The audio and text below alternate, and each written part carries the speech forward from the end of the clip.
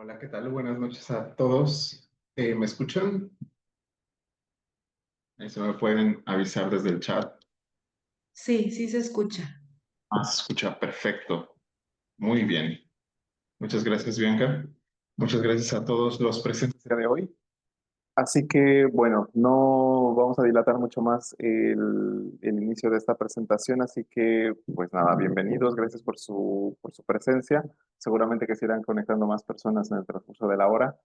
Así que, pues, demos inicio a esta charla, esta clase magistral que se titula Trauma y Resiliencia, terapia breve para acompañar el dolor emocional.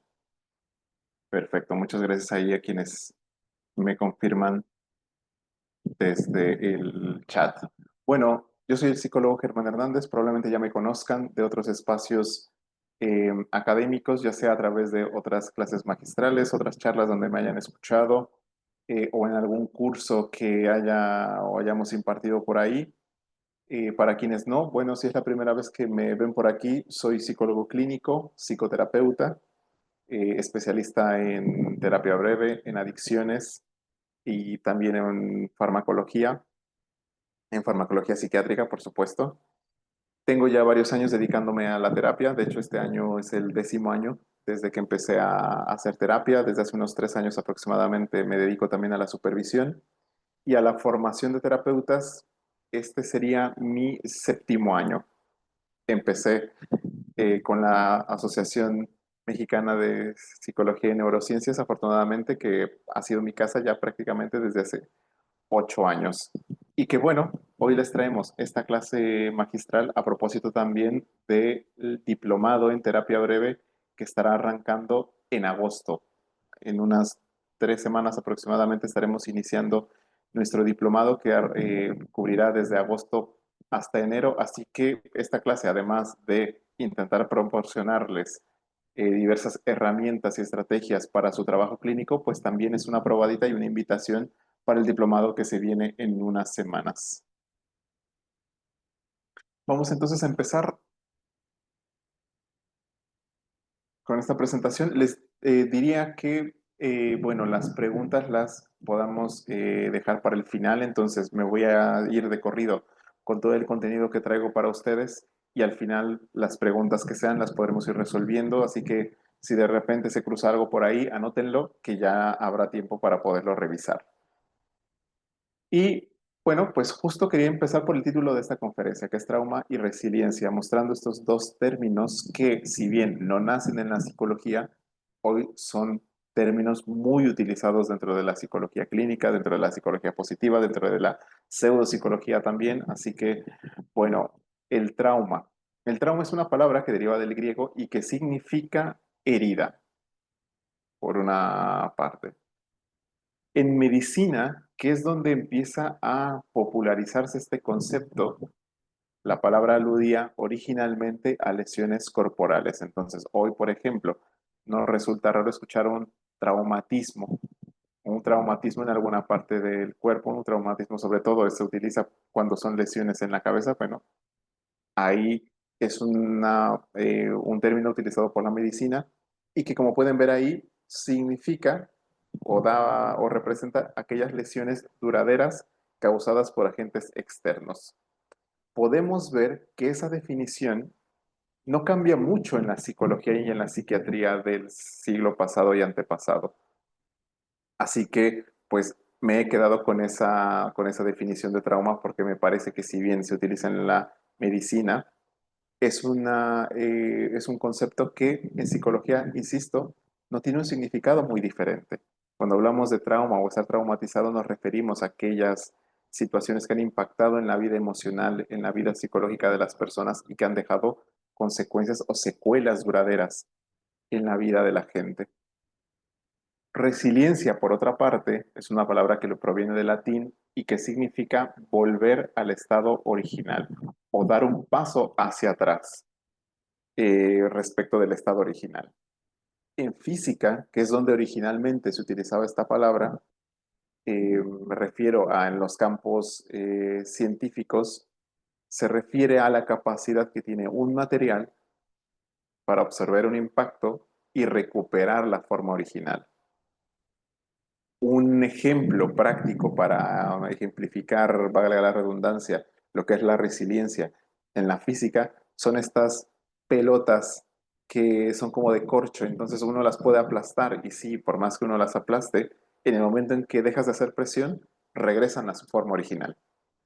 Y así, tal cual, sin ningún tipo de deformidad. Entonces, bueno, ese es el concepto de resiliencia, repito, en la física. ¿Qué pasa?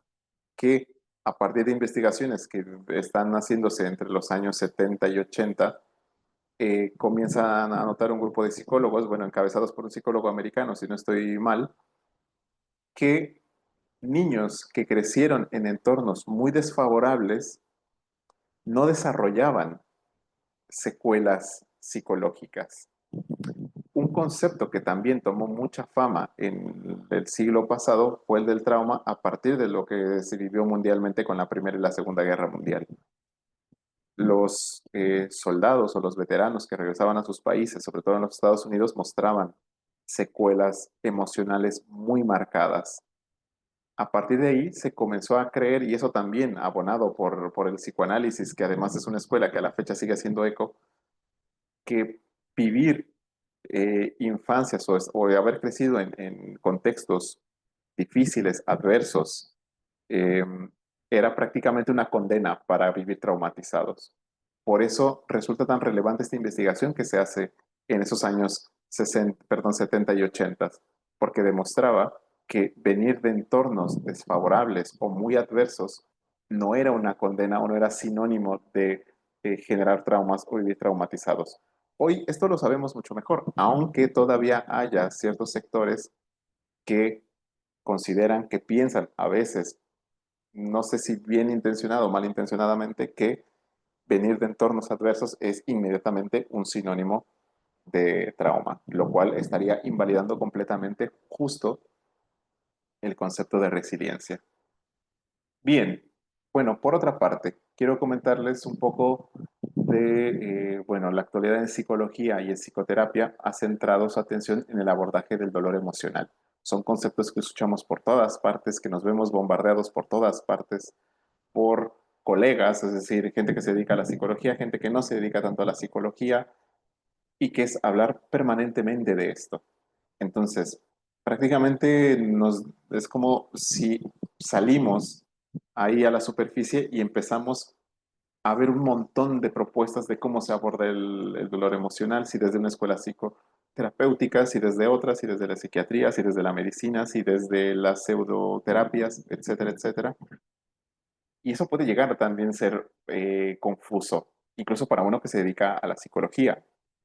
Después, en el tema del trauma, también conceptos como trauma, microtrauma o trauma con T mayúscula, trauma con T minúscula, se han convertido en términos de uso común y creo que también a veces banalizados.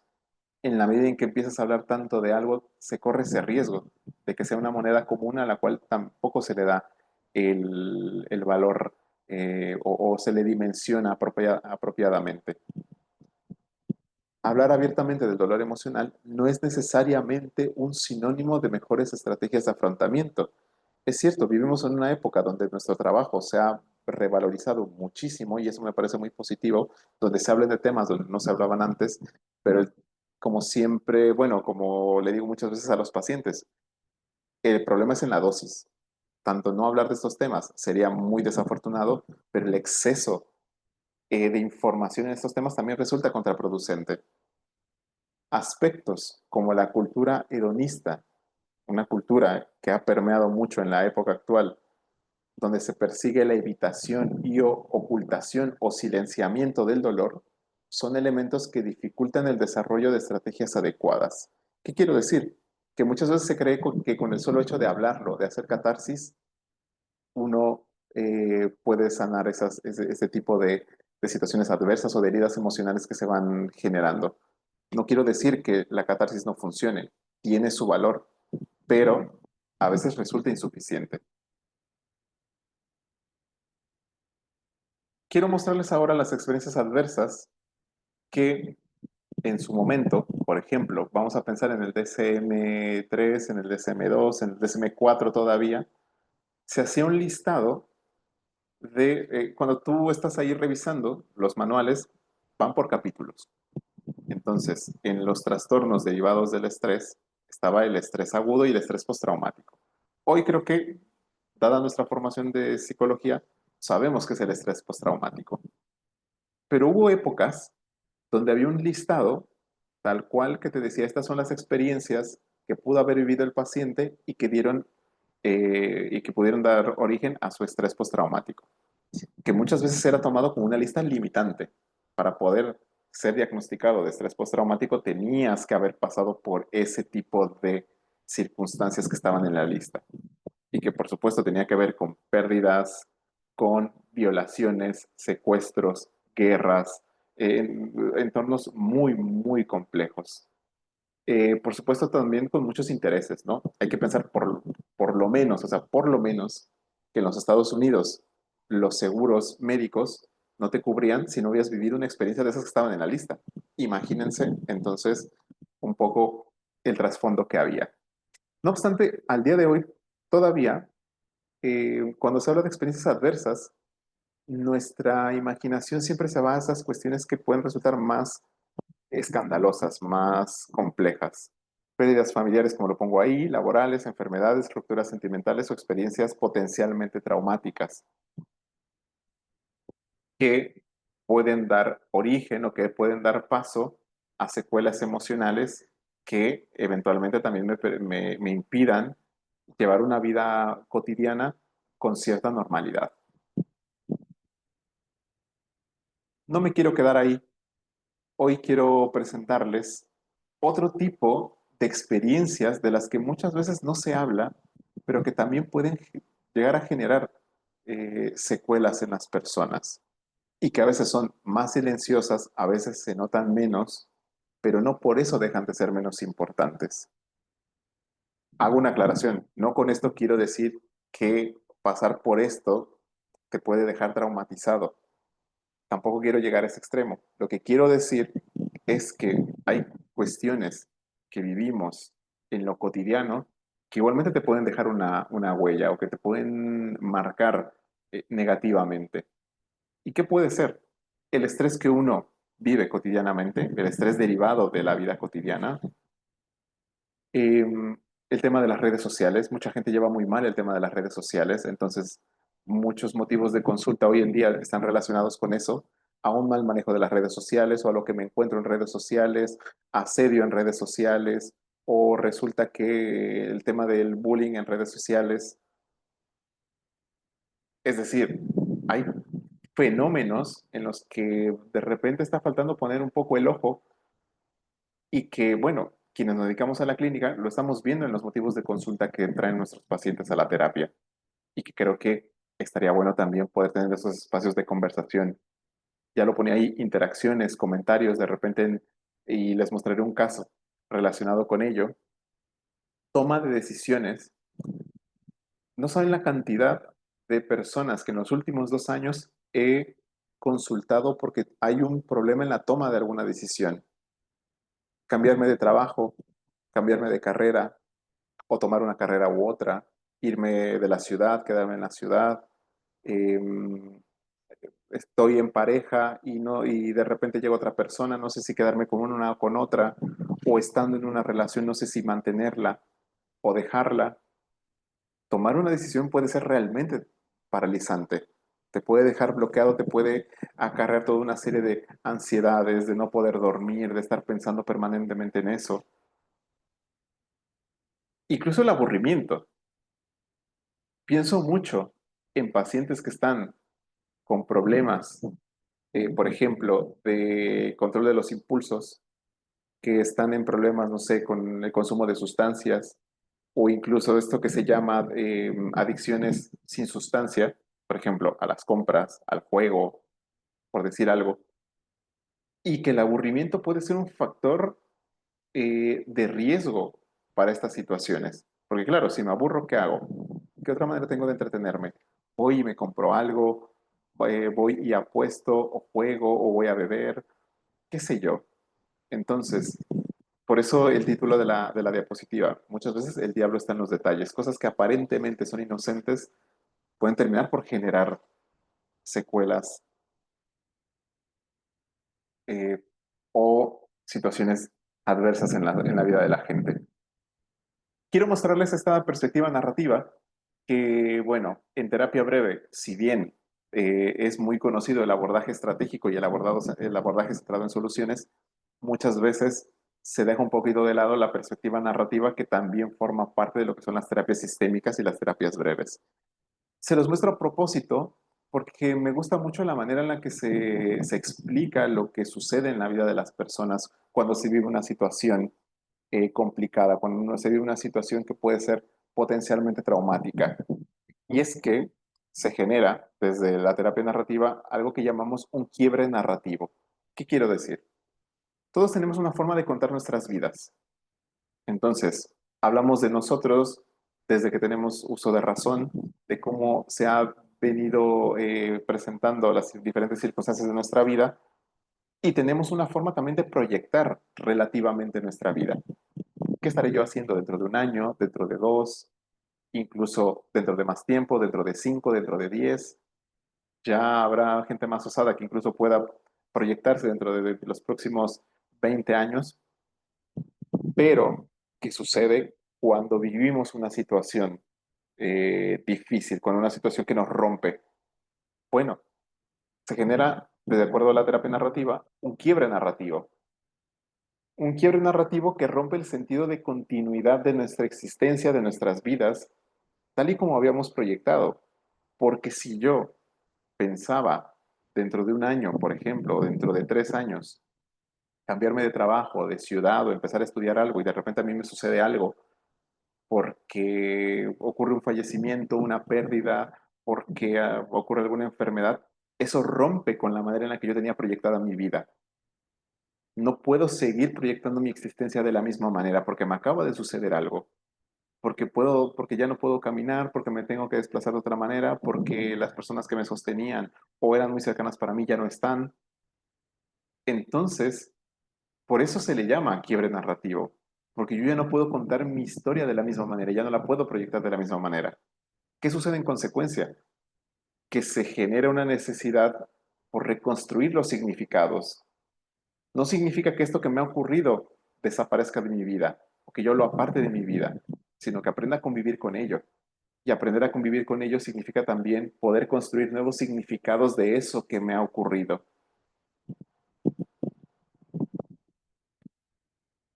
Bueno, cuando hablamos de las heridas emocionales, por eso pongo el concepto de mente herida, cuando hablamos de las heridas emocionales, la verdad es que pueden ir desde muchos ángulos. Cuando hablamos de una herida emocional, puede ser relacionada a la tristeza, a lo que comúnmente conocemos como tristeza, pero también al miedo, a la ira, a la pérdida del placer. Es decir, hay que pensar que cuando nos encontramos con situaciones adversas a nivel emocional, estarán directamente ligadas a lo que son nuestras emociones primarias. Las emociones primarias son esas cuatro. Son la tristeza, el miedo, la ira y el placer. Por lo tanto, las heridas que se puedan generar a nivel emocional tendrán relación con esas cuatro emociones.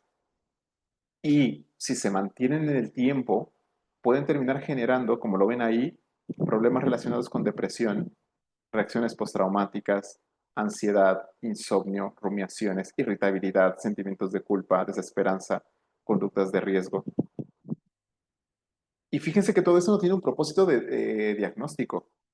En terapia breve no hacemos diagnósticos, por más que hemos aprendido a utilizar el lenguaje clínico y sabemos lo que es hablar de depresión, lo que es hablar de ansiedad, lo que es hablar de agorafobia, de ansiedad social, de trastorno de personalidad, de estrés postraumático. No es un lenguaje que utilicemos a la hora de trabajar con nuestros pacientes, porque son lenguajes descriptivos, te dicen poco y nada. Al momento de trabajar con un paciente, de trabajar con las personas, buscamos identificar qué es eso que les está afectando, que es justo lo que quiero mostrarles en los ejemplos que vienen a continuación. Pero antes, no podemos hablar de terapia breve sin hablar de la relación terapéutica. Y es cierto que hoy, cuando se enseña en psicoterapia, y aquí ya independientemente del modelo, se habla de la relación terapéutica como una clave del éxito de la terapia. Es decir, hoy hablar de esto ya no supone un descubrimiento, con todo y que hace 30 años eh, sí que lo era, y desde las terapias sistémicas de esto se habla, pero hace el doble de tiempo. Eh, Hay algo que yo siempre comento en mis clases y en mis intervenciones, y es que comunicación es intervención.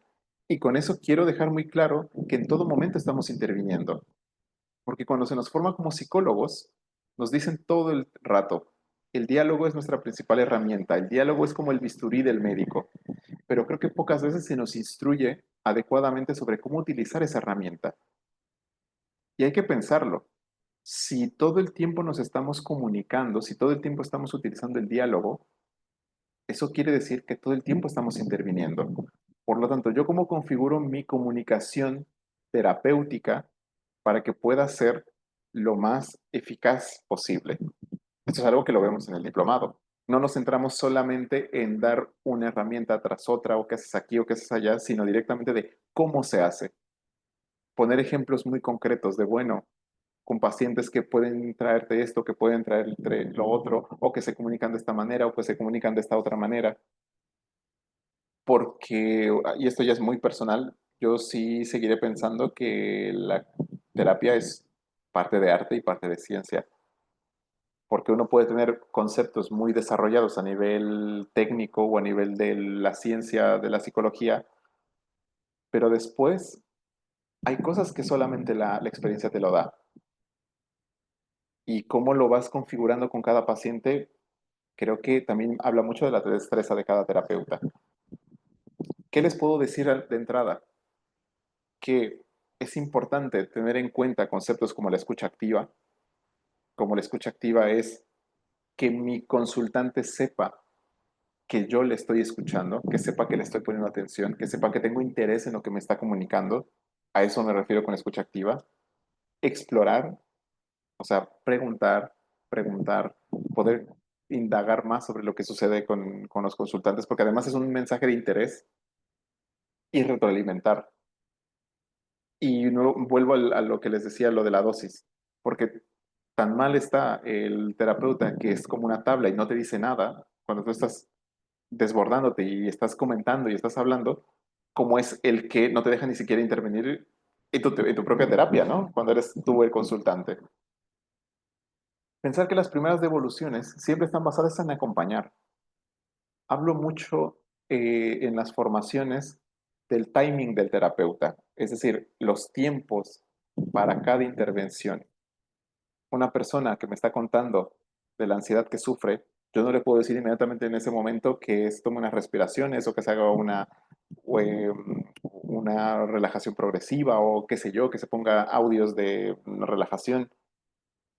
Podrían servirle o no, pero justamente para que la intervención sea más eficaz, debo elegir el momento adecuado para poder expresar o para poder proponer un ejercicio terapéutico. Al principio siempre es acompañar, que la persona se sienta eso, acompañada, contenida, escuchada, y que mis devoluciones correspondan a eso, a que estoy haciendo este esfuerzo por comprender lo que le sucede, no por inmediatamente proponer alguna técnica. El propósito es comunicar la empatía, evitar los juicios, capturar la atención del paciente y, por supuesto, la colaboración. Hay que pensar que una terapia no se construye sin la colaboración de los pacientes. ¿Cómo conseguimos esa colaboración? Es la gran pregunta. Yo creo que si una persona paga por una terapia y está ahí contigo, es colaborativa. Hay que buscar de qué manera le involucramos en la terapia. Después los contextos de servicio público entiendo que tienen ahí sus limitaciones, que pueden llegar a ser más complejos, pero también podemos tener alguna que otra estrategia. El resultado será de todo esto que lo estoy comentando en su conjunto, la validación de la experiencia del consultante, porque hoy también se habla mucho de validar, validar, validar y validar. Y nuevamente es cómo validas. No validas con una oración, no validas con una frase, La validación es el resultado de cómo tú vas manejando ese proceso de comunicación con el paciente, que se sienta eso, escuchado, acogido, entendido, siempre con una actitud terapéutica que denote interés. Otro concepto muy importante en terapia breve es la función del síntoma, que ahí le pongo función valiosa del síntoma para ser más enfáticos todavía. Y pongo a propósito tres síntomas que ocurren muchas veces en aquellas personas que pueden llegar a experimentar secuelas o consecuencias de alguna situación emocionalmente mm, adversa. ¿Qué implica la función del síntoma? Que es uno de los conceptos que traemos todo el rato en terapia breve y en el diplomado especialmente, desde la primera hasta la última clase, que al principio puede costar un poco de comprender, pero después se va comprendiendo. Implica conocer la lógica desde la cual actúa el consultante. Si yo logro comprender la lógica desde la cual ellos actúan, por lo tanto puedo entender qué función tiene ese síntoma en sus vidas. Por decir algo, eh, personas que te consultan, hombres, mujeres, que están en relaciones muy injustas, muy asimétricas, que saben que tienen que dejar a su pareja, pero no lo hacen y se sienten además muy culpables por no hacerlo. Lo primero que pienso siempre que me llega un paciente con esas características es en la función del síntoma.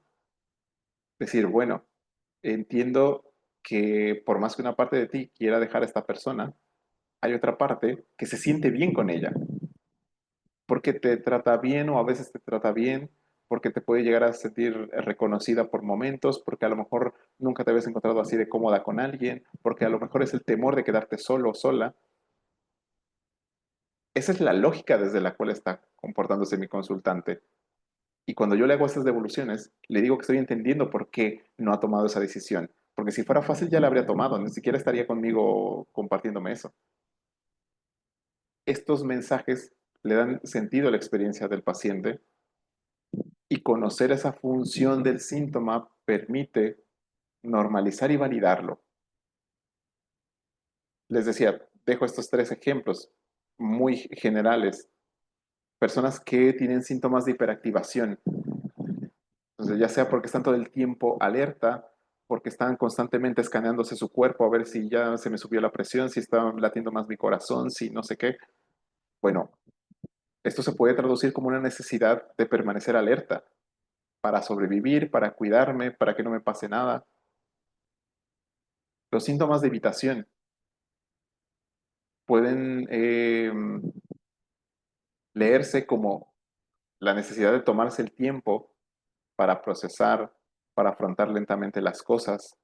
Es decir, si a mí me acaban de asaltar en el camión y mañana tengo que ir al trabajo, probablemente mañana busque otra ruta.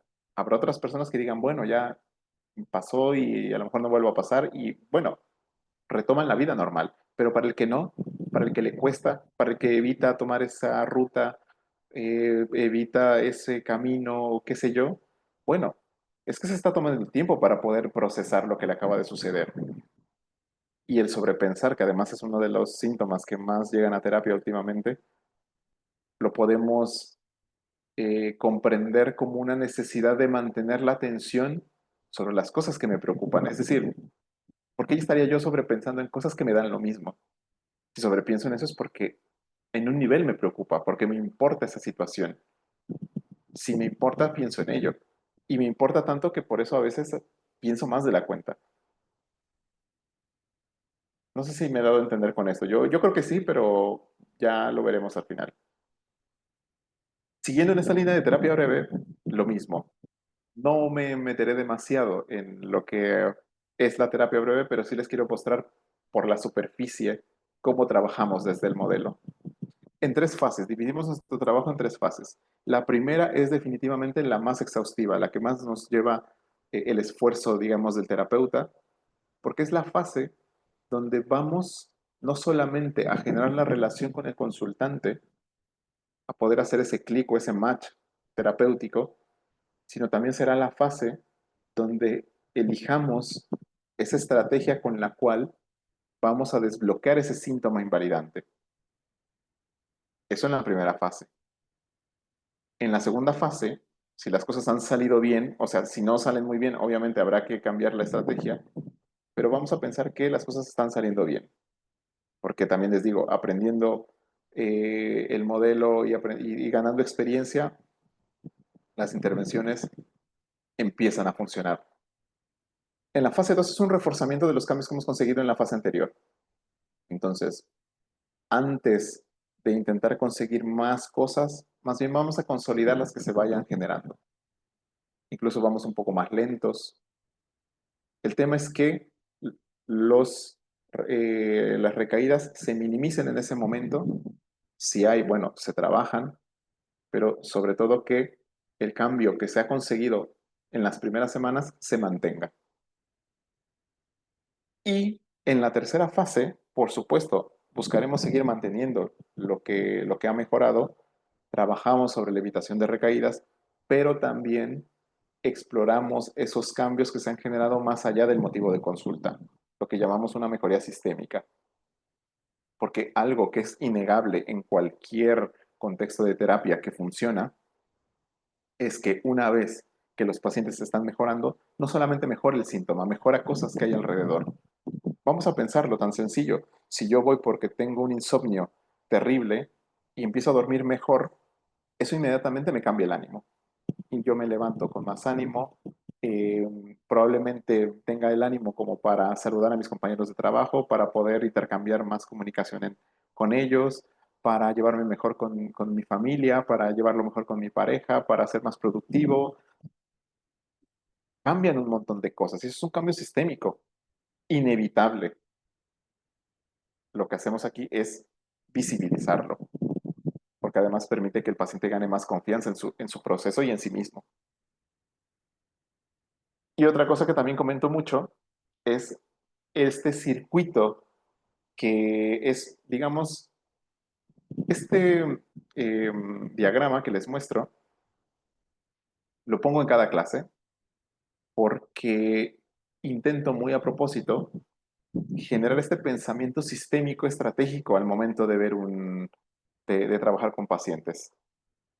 Porque es el que nos va a dar la clave de cómo vamos a trabajar con cada consultante.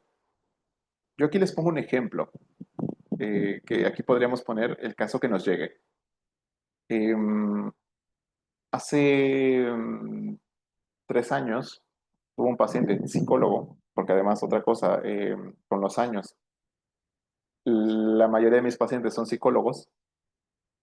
Yo creo que más de la mitad de mis pacientes son psicólogos desde hace 3 años a la fecha. Y este colega me consultaba porque me contaba que, derivado de la pandemia, había estado pues descuidando mucho de su trabajo, de su persona, inclusive de su pareja, con todo y que se iba a casar en unos meses, estaba descuidando cosas y me decía, es que la verdad es que yo echo mucho de menos cómo era la vida antes. Entonces, extraño ver a mis alumnos, convivir con ellos, porque a todo esto era psicólogo y docente. Extraño ver a mis pacientes, la terapia en línea no es que no funcione, pero no es lo mismo. Con mi novia bien, pero hay cosas que inevitablemente no podemos hacer porque sabían que había muchas restricciones, etcétera. Entonces, claro, él notaba que se empezaba a sentir se empezaba a sentir menos motivado. Y en esa consecuencia, descuidaba muchas cosas, porque no le ponía la misma atención ni a sus pacientes, ni a sus alumnos, ni a su preparar las clases, ni a las actividades que compartía con su pareja. Claro, y el tema era, es que no estoy motivado y si no estoy motivado, pues lo dejo de hacer.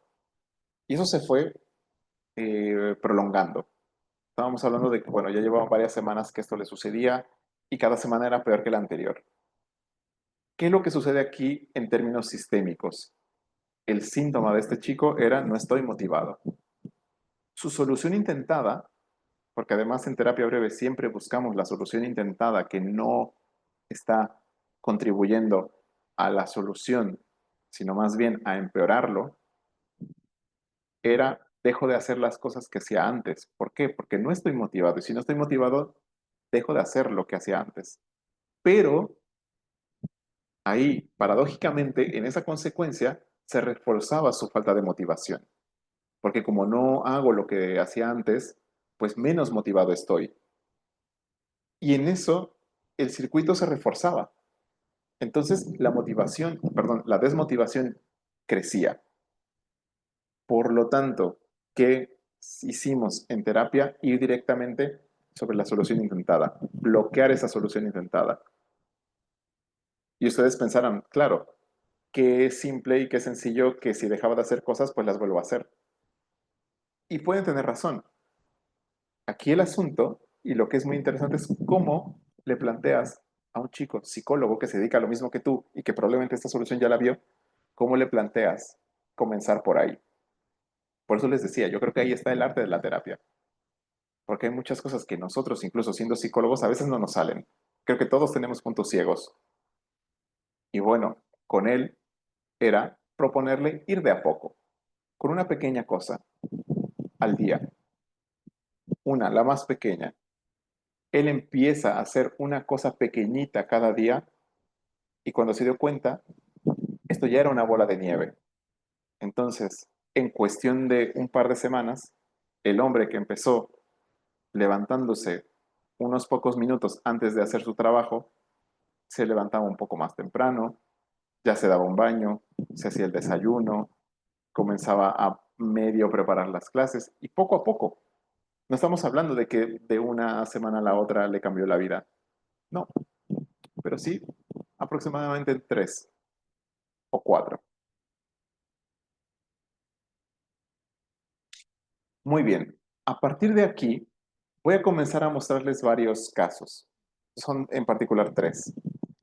Y que intentan ahí, pues justamente representar lo que les comentaba al principio, los conceptos de trauma y resiliencia. Y no porque los pacientes que voy a mostrar tengan traumas, pero sí son ejemplos de resiliencia y es lo que quiero mostrar. Así que bueno, voy a hacer aquí una pequeñísima pausa. No sé si alguno o alguna tiene alguna pregunta, algo que quiera comentar.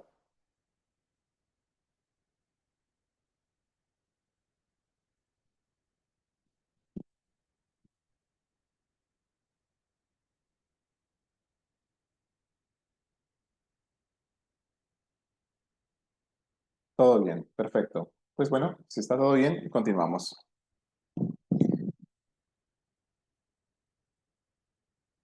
Gracias. Vamos con la decisión de Ana, que es como he titulado este caso. Ana, de 29 años, llega a la consulta muy preocupada porque considera que hay una decisión que debe tomar, pero teme arrepentirse después de las consecuencias.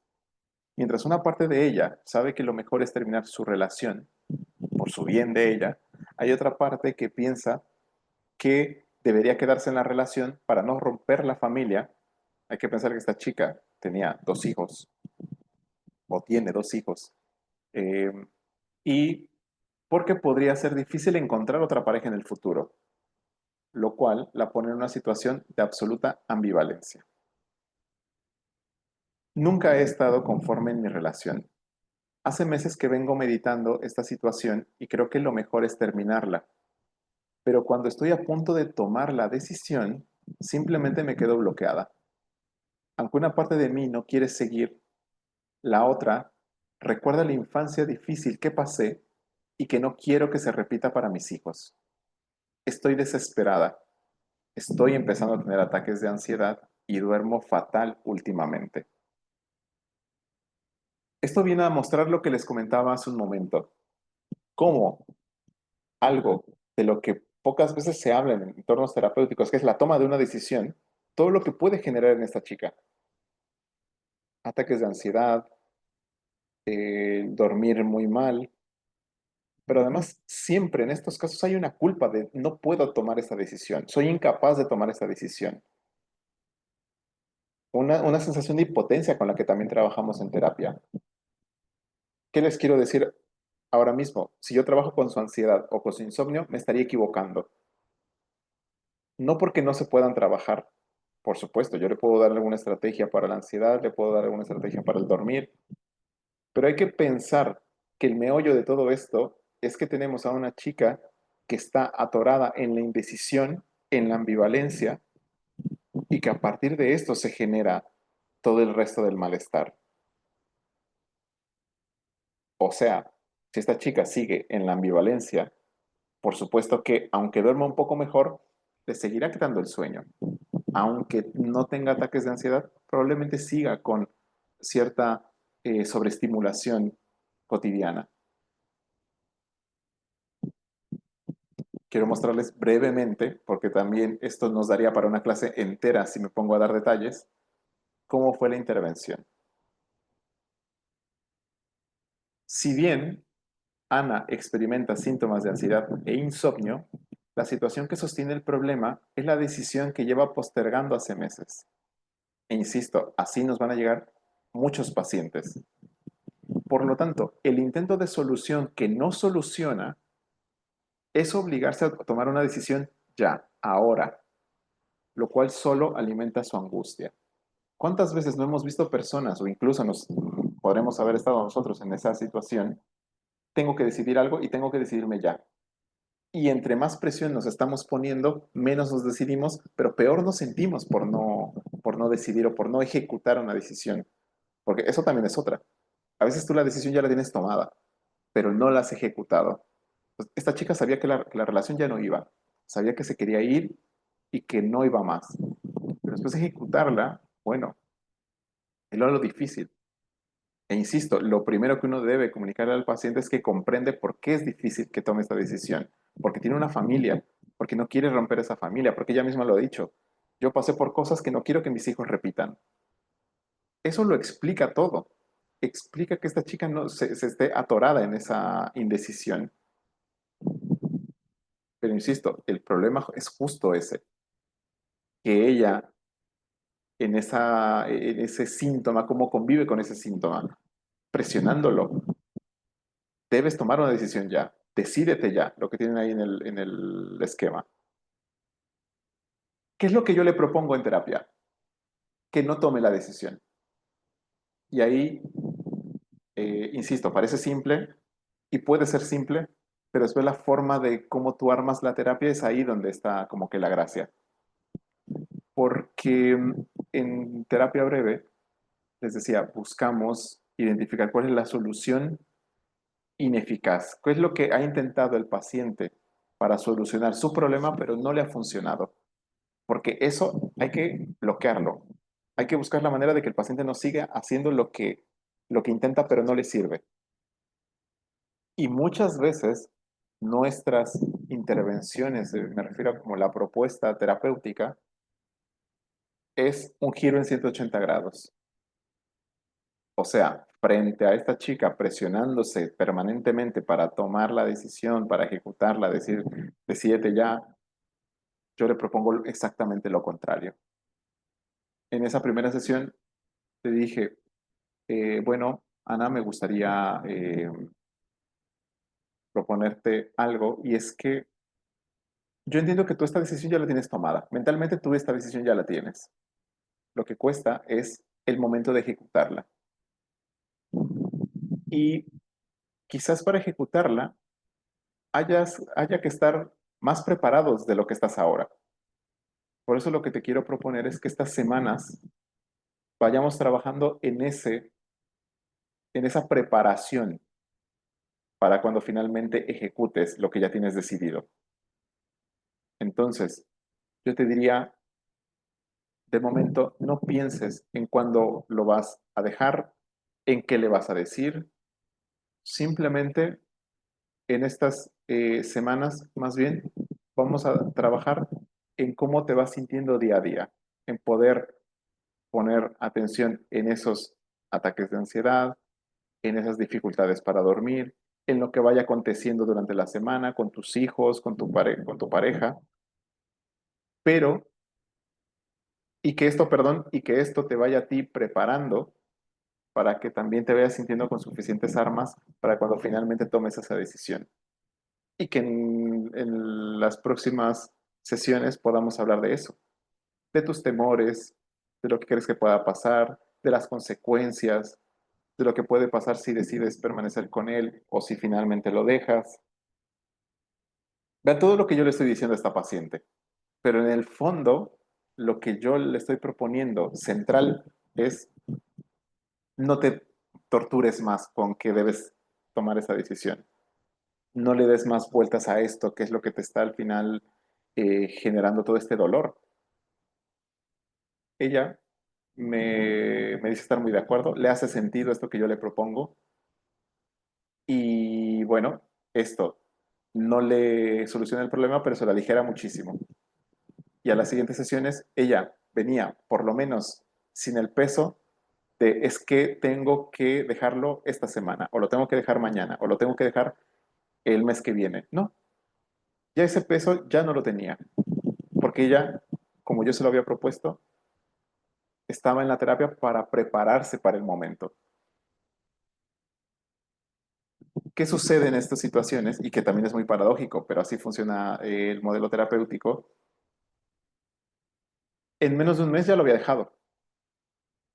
Entonces, por la semana cuarta, más o menos, llega y me cuenta, ya se lo comuniqué.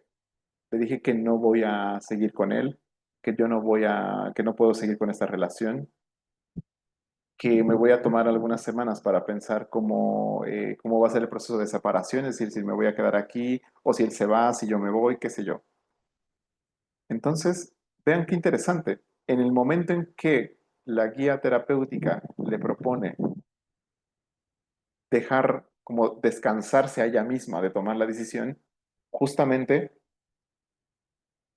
quitándose esa presión, ella misma encuentra el momento para comunicarla. Es justo lo que les decía al principio, ¿no? Creo que ahí es donde radica muchas veces el arte terapéutico.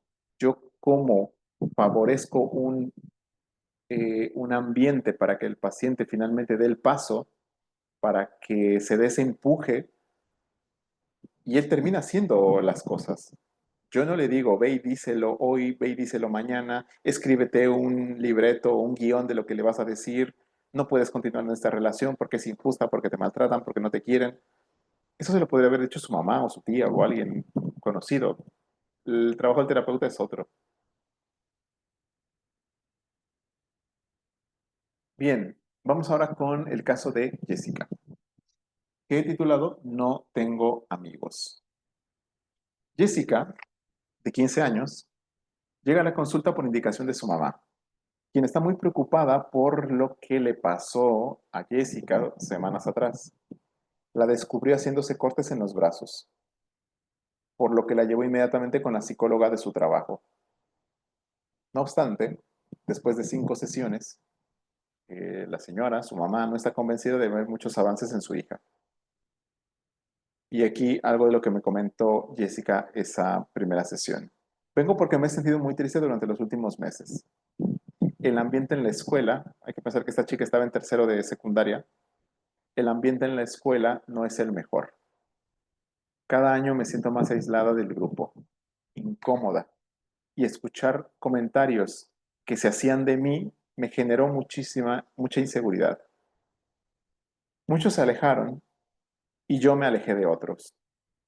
Sé que mi mamá se preocupa por los cortes, pero le prometí que no lo volvería a hacer y te lo puedo prometer a ti también.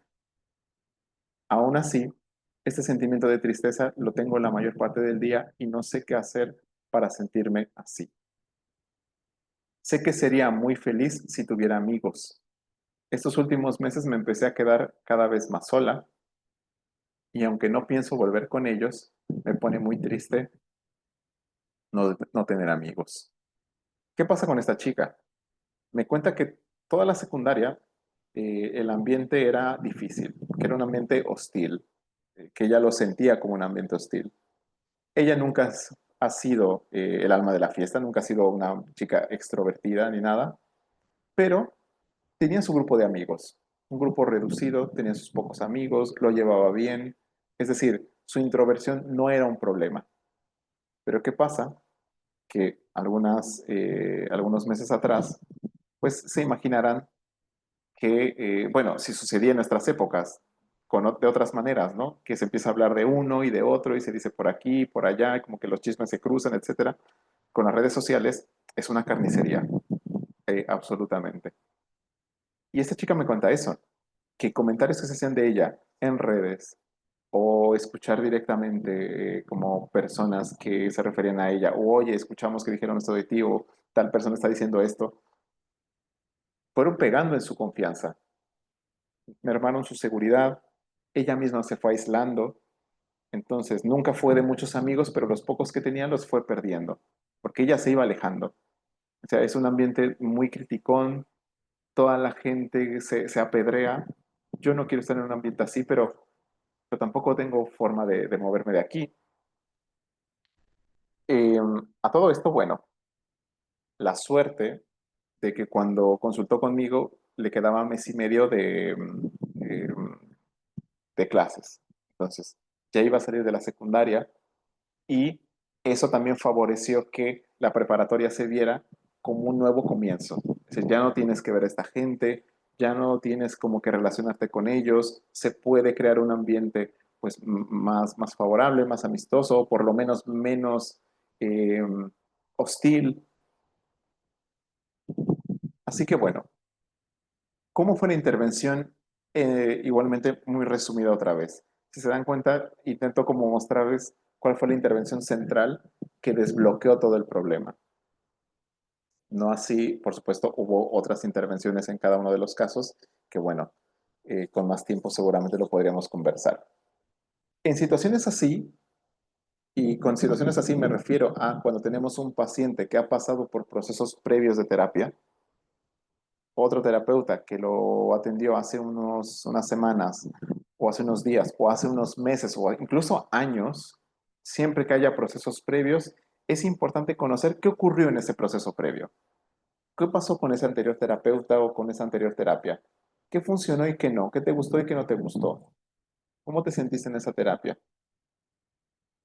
¿Hubo algo de esa terapia que te gustaría que se repitiera o todo lo contrario? ¿Hubo algo de aquella terapia que no te gustaría que se repitiera? Y además identificar la demanda real del consultante. ¿Por qué lo pongo? Primero porque en terapia breve es importante identificar cuál es la real demanda del paciente. Un paciente llega y te cuenta muchas cosas, te cuenta 20 problemas, pero esos 20 problemas no los vas a trabajar en terapia. Tienes que aprender a diseñar con el paciente de todo eso que se trabaja. ¿Y por qué pongo en este caso en particular esa línea? Porque la psicóloga del trabajo de la mamá con la que iba esta chica, en palabras de Jessica, cuando yo le preguntaba, bueno, me llama la atención que tu mamá esté buscando un proceso adicional de terapia, puesto que yo sé que tú estás yendo al psicólogo. Y me dijo, sí, pero mi mamá no ve muchos cambios, yo tampoco. Y era, bueno, ¿cómo ha ido esa terapia, no? Cuéntame un poco de por qué tu mamá pensaría que no ha visto muchos cambios, que tú has visto cambios, te sientes cómoda en ese proceso. Y me decía que la señora que la trataba, o sea, la psicóloga que la trataba, solamente la regañaba. Y que en cuanto habló del tema de los cortes y le empezó a contar y se empezó a abrir con ella, era como los sermones clásicos de, pero ¿por qué te cortas? Pero mira que estás muy joven y ¿por qué haces esto? Y no lo vuelvas a hacer y estás preocupando a tu familia y a tu mamá y esto, es decir, no deja de ser como todo un asedio, ¿no? Cuando lo que uno busca es comprensión, es empatía, es que no te juzguen y esta chica estaba recibiendo todo lo contrario. Entonces, ¿cómo cambia un paciente en ese contexto? ¿Cómo se siente cómodo un paciente en ese contexto? No hay forma. Entonces, bueno, haciendo estas preguntas, a mí ya me permite saber qué es lo que no tengo que hacer con ella, que además lo último que yo hubiese hecho era regañarla. Em, ¿Qué se hizo, además? Reestructurar para movilizar al cambio. ¿Con reestructurar a qué me refiero? Yo le digo que comprendo que se haya alejado de la gente, porque claro, era gente desagradable, gente criticona, como ella lo decía, un ambiente hostil en el que a ella le costaba, si de por sí no era una chica extrovertida, y eso siempre cuesta, desarrollarte en ambientes con muchas personas. Bueno, esta gente se lo ponía más difícil. Y yo le decía, comprendo que hayas tomado tu distancia, porque es una forma era tu forma de cuidarte. Y vean, una vez más, la función del síntoma. Te alejas porque así estabas mejor en ese momento, pero también entiendo que si uno se aleja en exceso, si uno se aísla en exceso, termina casi casi por hacerse una cárcel, porque entonces gente con la que yo podría convivir, pues también me voy como que limitando esa posibilidad. Y bueno, además de esto les decía, reestructurábamos el tema de la preparatoria como un nuevo comienzo, como una nueva oportunidad. Decir, bueno, eh, ¿tienes intenciones de retomar comunicación o relación con la gente con la que ahora estás en secundaria? Me dijo que no. Había una persona y no más.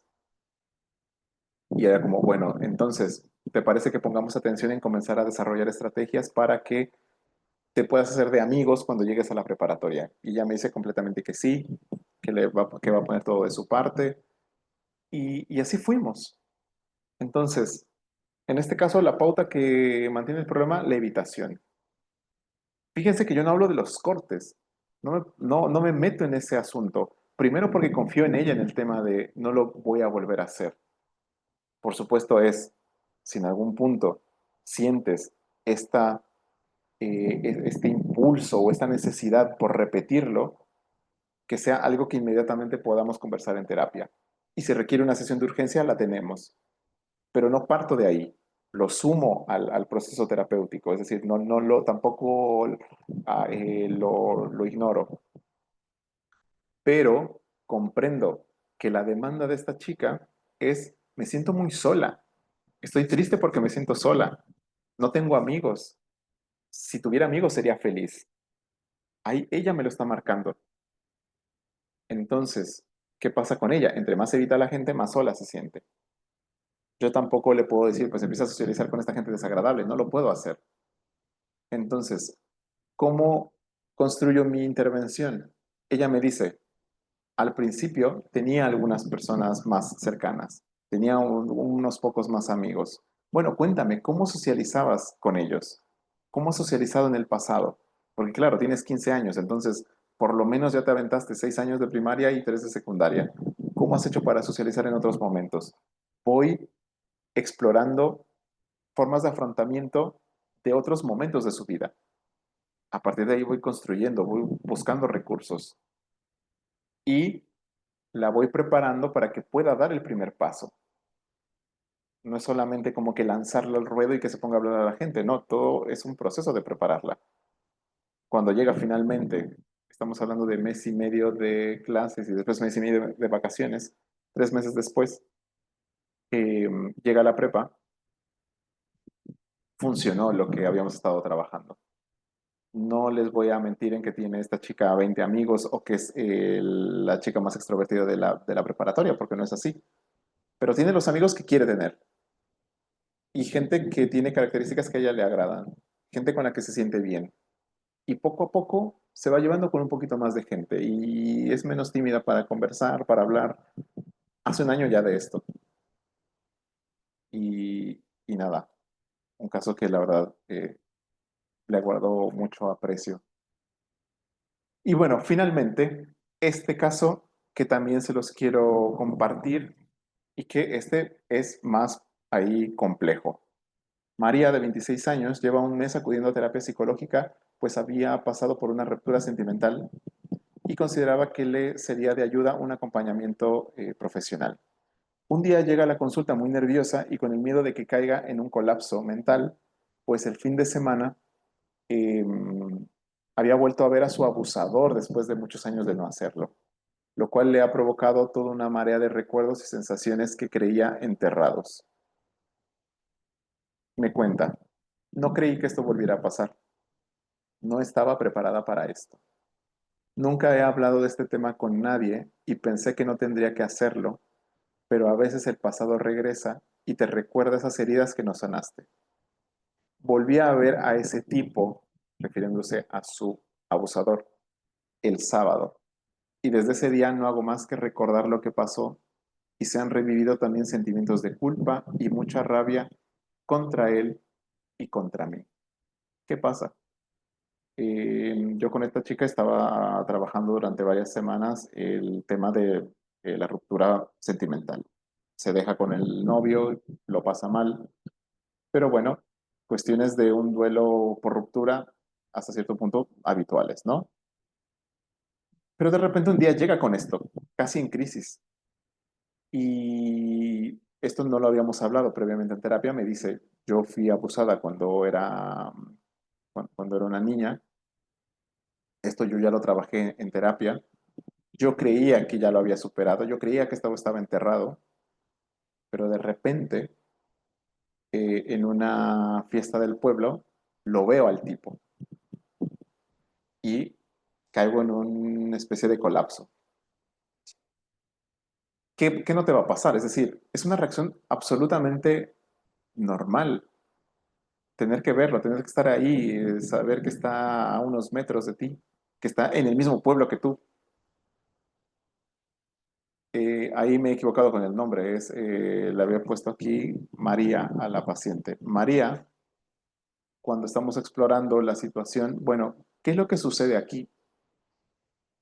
Eh, en el análisis de la situación, bueno, observamos que lo que pasaba con ella es que se exigía a no pensar en una situación dolorosa e intentar suprimir su dolor emocional.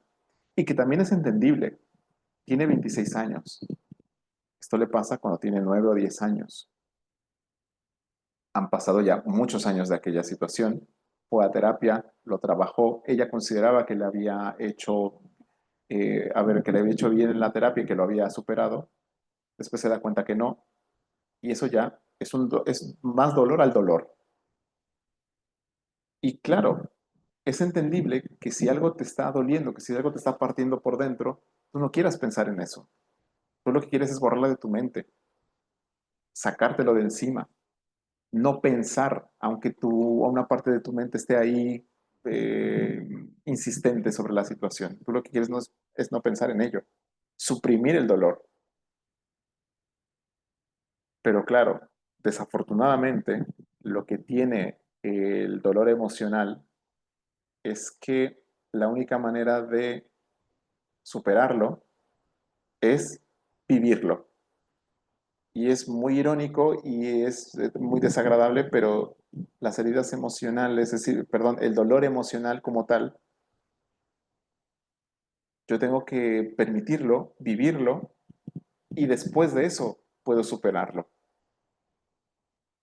Ese es lo que, claro, el mensaje que le tenía que dar a mi paciente.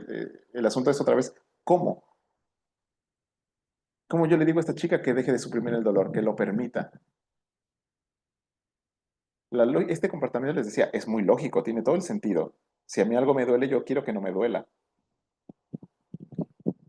La lógica de este comportamiento es la evitación del dolor y paradójicamente evitarlo es lo que lo perpetúa. Aquí, bueno, me permito hablar de una maniobra terapéutica que en terapia breve llamamos la novela del trauma, que consiste en narrar o exponerse a través de métodos narrativos escritos a esa situación traumática que te ocurrió. Entonces, la maniobra terapéutica es clara. No hay mucho para dónde hacerse, pero su prescripción, es decir, proponerle yo a la paciente que se exponga, aunque sea a través de un escrito, a toda esta situación dolorosa, requiere de mucho cuidado, de cómo yo ahí voy cuidando eso, el diálogo y de un timing adecuados. Esto recuerdo muy bien, fue una sesión que se prolongó un montón, entonces de la hora que teníamos, esta sesión duró un poco más de hora y media, que para mí lo vale, sobre todo pensando en que en ese momento tenía yo una chica desbordada, que decía, bueno, no quiero sentir este dolor, no debería sentir este dolor, porque además ahí está como imposición, autoimposición, mejor dicho, de no debería sentir esto. Y bueno, Después de toda esa sesión, yo le comentaba que el dolor emocional es de las cosas que a mí también más me costaban trabajo abordar en terapia, porque entendía que no era sencillo y porque yo eh, también he pasado por situaciones dolorosas sin querer comparar lo que a ella le había sucedido para nada, pero que sé que lo que uno quiere en ese momento es no sentir, sedarse, y que la ironía del dolor es justo esa, que para poder atravesar el dolor, superar el dolor, tengo que permitirlo, tengo que vivirlo, tengo que convivir con él. Y que por lo tanto lo que yo quería proponerle podía ser en un principio muy chocante, doloroso también, pero que pensara que esto era muy similar a lo de una herida que te haces en el cuerpo. Cuando tú te haces una herida en el cuerpo, tienes que hacerle curaciones y las curaciones son diarias. Y es limpiarte y desinfectarte y pasarte una cosa y pasarte otra. Y es muy doloroso para quien haya pasado por alguna herida, ya sea porque te abriste la pierna o porque te han operado y ahí tienes la cicatriz, puntos, qué sé yo, saben que eso es muy doloroso. Te tienes que pasar y repasar la herida, curarla, duele, pero cada día duele un poco menos. Y yo le hacía esa analogía a esta chica. Y que por lo tanto, bueno, mi propuesta era que todo eso que ella había estado pensando durante los últimos días, todos esos recuerdos que habían venido a ella, incluso toda esa sensación como de culpa, la pudiera echar en un cuaderno. Todos los días que se permitiera anotar todo cuanto pasara por su cabeza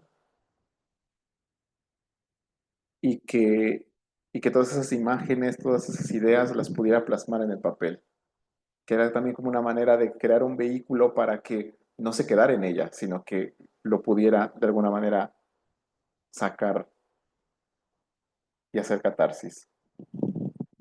Claro, en el fondo, cuando yo le pido esto, le estoy diciendo, sin decirle, que se exponga ese dolor que he estado evitando. Ella me dice que comprende lo que yo le estoy proponiendo, lo lleva a cabo y bueno, semana a semana se iba sintiendo menos, eh, sobre todo se había eliminado este bloqueo, porque claro, ¿cómo vas a quitar el dolor y el pesar de una situación así? Es que eso no se borra, pero que sea una situación que no te bloquee, que no sientas que quieres desaparecer en ese momento, que te quieres arrancar la piel, bueno, eso sí que puede ir cambiando, porque les decía, se genera una resignificación. No me he olvidado de ello, me sigue generando dolor. Es una herida, pero es una herida cicatrizada. Muy bien, pues bueno, ese ha sido un poco de lo que quería yo mostrarles. Espero haya sido de su agrado y sobre todo que por ahí se hayan llevado algo interesante para aprender y para llevarlo con sus pacientes. Yo como conclusiones les quiero decir primero que todo que es posible curar las heridas. La resiliencia es una capacidad humana. No nacemos resilientes, nos hacemos resilientes. Entonces, no es que yo nazca resiliente, sino que he tenido que pasar por la adversidad para poner a prueba esa resiliencia. Y no es una cualidad estática, es un proceso. Del dolor emocional se aprende, es un cliché, pero hay que también decir que al principio se sufre. Entonces yo muchas veces cuando pasan estas cosas con los pacientes es como, bueno, no es que uno aprenda gracias a, uno aprende a pesar de. Una terapia exitosa es aquella que permite crear un espacio de atención, de contención, perdón, y comprensión. La clave de la terapia reside en identificar aquellas emociones primarias que se han intensificado en el proceso, como ya lo vieron, el dolor emocional en ella, eh, el tema, ya lo veíamos también, ¿no? Con estas otras chicas, la tristeza, la ansiedad, el no poder dormir, bueno. y sobre todo interrumpir las pautas que mantienen los problemas. Ya lo veíamos, la evitación con la chica de 15 años, el obligarse a tomar una decisión por parte de Ana y en este último caso, la evitación del dolor. Y sobre todo, dejar esto de manifiesto, que el dolor es posible superarlo también en tiempo breve. Y con tiempo breve no me quiero referir a 1, 2 o 3 semanas porque tampoco quiero banalizar el dolor ni la intervención. Pero no tenemos, y la gente no tiene que vivir en cárceles indefinidas cuando se trata de dolor emocional. Pues bueno, muchas gracias por la atención, muchas gracias por quedarse hasta el final. Espero que haya sido una ponencia de su agrado y como les decía, es una probadita de lo que vamos a ver en mucho mayor, con mucho mayor énfasis y con mucho tiempo también para podernos explayar en el Diplomado Internacional en Terapia Breve que empezamos en agosto. Entonces son 120 horas divididas en 12 módulos que van a abarcar entre agosto, ya en unas semanas, a enero del año que viene, y que bueno, ahí les muestro muy brevemente el programa del diplomado. Los primeros dos módulos son de fundamentos y de técnicas, es decir, la base de la terapia breve, cómo entrevistamos, cómo hacemos el primer encuentro, qué preguntas hacemos, en qué momento las hacemos, es directamente cómo construimos el espacio terapéutico y después es directamente irnos a intervenciones muy puntuales. ¿Cómo se maneja la terapia breve infantil? ¿Cómo se maneja la terapia breve en adolescentes? ¿Cómo se maneja la terapia breve de pareja? Problemas clínicos particulares, ansiedad, depresión, duelo, trauma, abuso sexual, trastorno límite de personalidad. Y al final, en enero, 2 talleres clínicos. Un taller clínico infantil, infanto-juvenil en realidad, infantil y adolescente, y un taller clínico en adultos. Que la gracia que tienen estos talleres clínicos es que se alimentan de casos del grupo. Entonces, en el grupo lo que hacemos es ir presentando casos de los alumnos, por supuesto, de acuerdo a lo que cada alumno vaya presentando, y a partir de eso se van dando ciertas pautas, ciertas recomendaciones a los terapeutas, etcétera. Estos espacios fueron súper buenos en el diplomado que acabamos de concluir porque además eran pacientes en curso y que permitieron que varios alumnos se pudieran llevar estrategias y aplicarlas con sus pacientes. Así que bueno, les dejo ahí mi forma de contacto. Mi correo es ese, o también es el gmail. Mi Instagram, el mismo, el terapeuta breve, ahí subo sobre todo estos espacios donde tenemos para poder eh, explicar y sentarnos un rato a hablar de terapia breve. Así que bueno, por mi parte es todo. No sé si tienen preguntas, comentarios, quejas, lo que sea.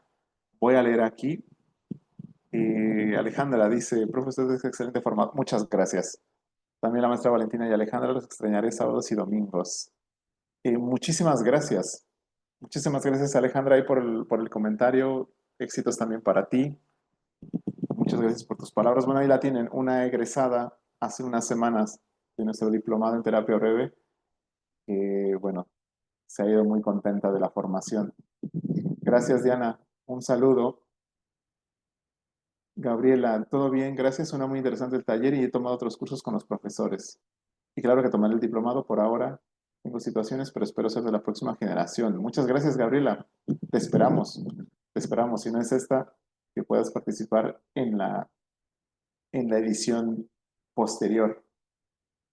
Alejandra, sí, con costos y días. Pues mira, no sé, Jorge, si me escuchas, es nuestro director de AMEPSIN. Así que yo de momento lo que te puedo decir es que son 2 fines de semana de cada mes. 2 fines de semana de agosto, 2 fines de semana de septiembre, octubre, noviembre, diciembre, así hasta enero, sábado y domingo, de 9 de la mañana a 1 de la tarde. Entonces, eso, es como hay un poco lo que te puedo decir. Insisto, 2 fines de semana de cada mes, de agosto a enero, y un horario que además creo que es muy muy cómodo, ¿no? Por las mañanas, al mediodía. Así que, bueno, Jorge, no sé si estás por ahí. Creo que no está. No, estoy viendo que no está.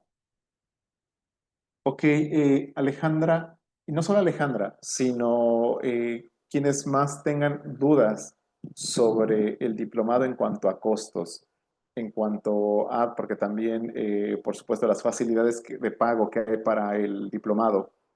Otro tipo de dudas que, claro, yo ahora mismo no las tengo a la mano porque no me encargo de eso, pero sí que me gustaría puedan anotar sus correos electrónicos ahí en el chat o sus números de WhatsApp para que yo los pase directamente con la coordinación del diplomado y desde la coordinación de AMEPSIN les escriban y les envíen la información. Entonces, eso sí que me puedo comprometer. Así que Alejandra, si quieres ahí anotar tu número o tu correo y, y que te pasen la información. Gracias. Lo mismo, cualquiera que quiera información, lo que les puedo decir también es que al número donde se inscribieron a la charla, también les pueden dar la información, que ahí están muy encargados de esto. En todo caso, el próximo jueves, igual que el jueves anterior, vamos a dar otra charla. Igualmente, 7 de la tarde. En este caso será la docente Valentina que hablará sobre también cuestiones muy relacionadas con cuestiones traumáticas o reacciones postraumáticas. Así que, bueno, les adelanto. La conferencia se llama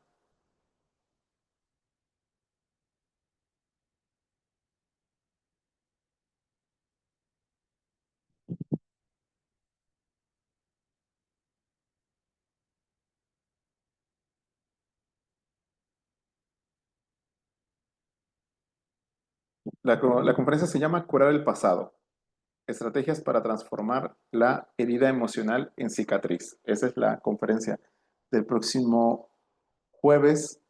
Insisto, si hay alguien más que esté interesado, escríbalo. Y si no, pues bueno, agradecerles, insisto, porque ha sido una hora y media ahí de estar conversando sobre terapia breve, que se hayan llevado una buena impresión del contenido, del modelo y por supuesto del diplomado que estamos próximos a empezar. Los esperamos ahí, ojalá poderos encontrar. Y nada, yo me despido, que pasen una buena noche y nos vemos pronto. Muchas gracias, Bianca. Te mando un abrazo. Hasta pronto. Gracias. Nos vemos.